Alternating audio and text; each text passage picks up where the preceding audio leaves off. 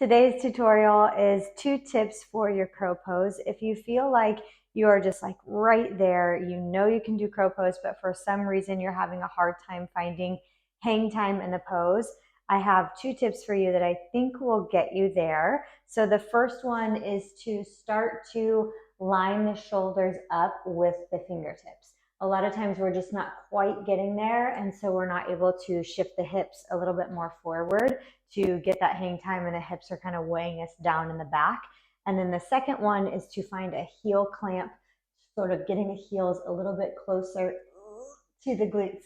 So really squeezing the heels into the glutes, and that will do the exact same thing of kind of shifting the hips forward a little bit more so that the hips aren't being weighed down and pulling yourself back toward the heels.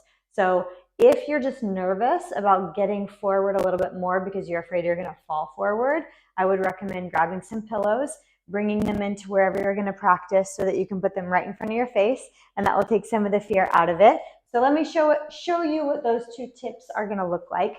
The first one is bringing the knees way up into the armpits like you would normally practice your crow pose. Some people may practice with the knees on the outside of the triceps, and that's perfectly fine too. So as you shift forward, keep in mind that this may be where you're stopping, and that's going to prevent you from getting hang time because it's going to keep the hips back.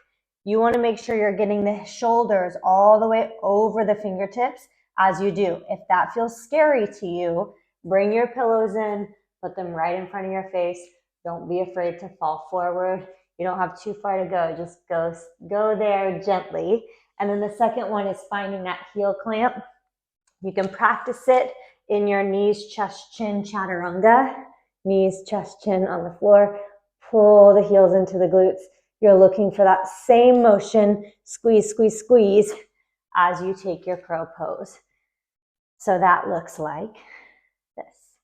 Heels in. You can practice one at a time. Squeeze, squeeze, squeeze. So if they stay low like this, it's pulling the weight back. So you're thinking about shoulders over fingers, heels in tight to the glutes, and that's going to give you more of a lifting sensation and more of a forward movement so that you're not being dragged back in the posture. I hope those 2 tips help. I hope you have a good time practicing your crow pose, and I will see you guys